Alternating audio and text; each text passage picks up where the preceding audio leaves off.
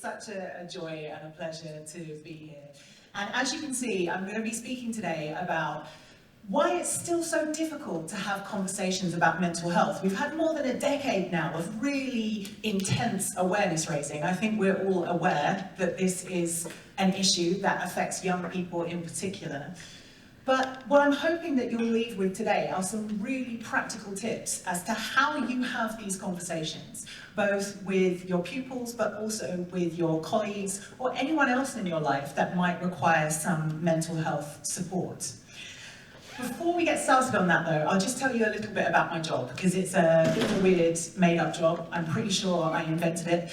And it involves going into about 3 schools a week, mainly throughout the UK, but sometimes I get invited to other countries throughout the world as well. And when I'm in those schools, I deliver talks, but I also do focus groups with 14 to 18-year-olds. And I ask them to reflect on their PSHE and think about what was missing. What would they have liked a lesson on? Or is there anything that could have been taught a little bit differently? We're having some really interesting conversations at the moment about social media. So I have a theory that social media education right now is a bit like the sex education I had in the 90s. I don't know if any of you went to school in the 90s, but sex ed back then was very much, if you want to avoid pregnancy or an STI, abstain. The end. And with social media now, it's very much, listen, if you go on social media, you will be groomed and radicalized, you'll send a naked selfie, it'll be on the internet forever, your future employer will see it and you'll die in a ditch. And young people's response to that is, well, but hang on, I am going to be on social media, so how do I navigate this world a little bit more safely and mindfully? That's just one example of the kinds of conversations that we have. I hadn't been doing this job very long before I realized that there is this link between mental health and social justice that isn't spoken about that much, actually. So when we talk about mental health, we always talk about it as though it's this individual problem to do with an individual's brain and their trauma and their family. But when you zoom out and you look at mental health statistics, you realize there are these really distinct patterns in the way that mental health, in the way women are 3 times more likely to be diagnosed with depression. Men are 3 times more likely to need to seek help for drug or alcohol abuse. And what this tells us is that it's not all to do with individuals and their brains, it's to do with the society that we've created and the way that different people experience that society and experience the world.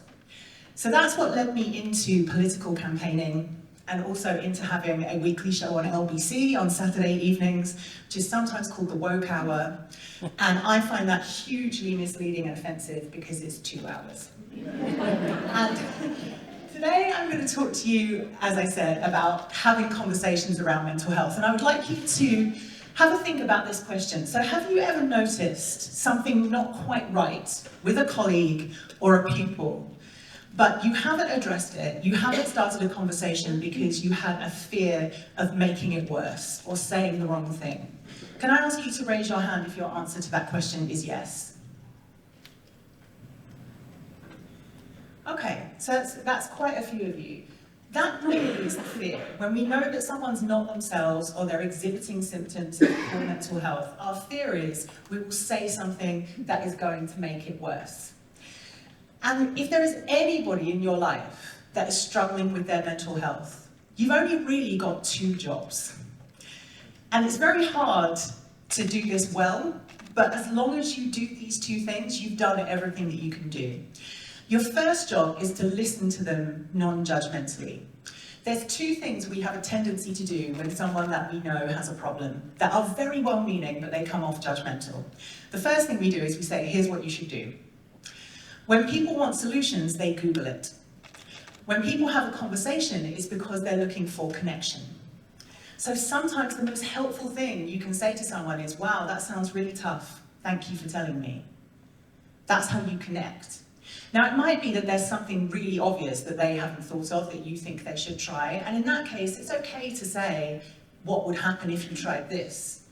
But resisting the urge to say, here's what you should do, and walking away thinking that you've solved it for them is the first key to non-judgmental listening.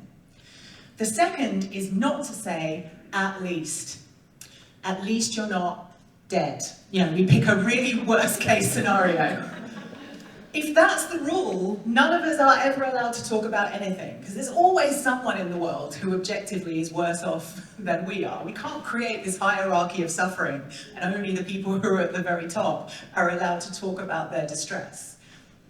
When you train as a Samaritan, they play you real calls. I'm sure you know the Samaritans is a charity that people call when they're in crisis, when they're really, very often suicidal, really on the edge. And there's this one real call that they will play you, and it's this elderly lady, and she's talking about Alfie the whole way through.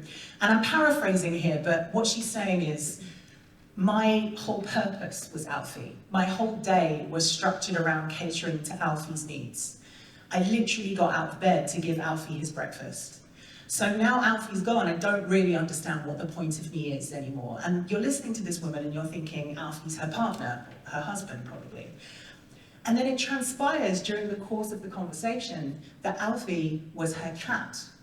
And they play that to you for a reason, because it's not about the cat. It's about what the cat represented in that woman's life. There's absolutely no point in saying to that woman, well, at least Alfie wasn't your husband. Could be worse. It's not going to mean anything to her. You have to meet people where they are, not where you think they are. Sometimes people have difficulty conveying to you what it is that they mean, and this is particularly true if they are an English speaker. So I wrote a book, some copies of which I have with me today, and the concept of the book, it began because I noticed something about the English language. I did English at university, and there's this thing that English teachers have said to me throughout my entire academic career, which is technically true, but it's misleading. And that is that English has more words than any other dialect. That's true, and that's why English teachers say, I do not want to see the words good or nice in your essay, you're better than that. There are other words available. But when you look at how those words are apportioned, what you'll very quickly discover is English has the smallest emotional vocabulary. It's not the same way you love your partner. It's not the same way you love your pet. It's not the same way you love your favourite book. And yet we've only got this one word for it. I could do a whole hour with you on the quirky little words that I found in other languages when I was researching this book. I won't, I'll just tell you some of my favourites. In Japanese, there is a word that means, I'm not really hungry, I'm just eating because my mouth is lonely, which I loved. In Korean, there is a word that means, yes, I did lie to you, but given the context in which the lie was told, you ought to have known I was lying. And then my favourite was, this is a Russian slang term, so it's a portmanteau, it's a smushing together of two different words. It's "niena lublю," and it means, I love you, but I hate you in this moment. Just think about how much easier your life would be if you had a word like that. We don't have words like that in English, we're very vague when it comes to expressing our emotions. So if you think about the two most common words that are used in relation to mental health, depression and anxiety, there are about 100 potential definitions of each of those words. If I asked you to complete the sentence, I feel depressed and, you would all come up with a different answer, probably. And no wonder then that these conversations we're having about mental health are happening at cross purposes, because what are the chances that the way I understand the word depression matches the way that you mean the word depression?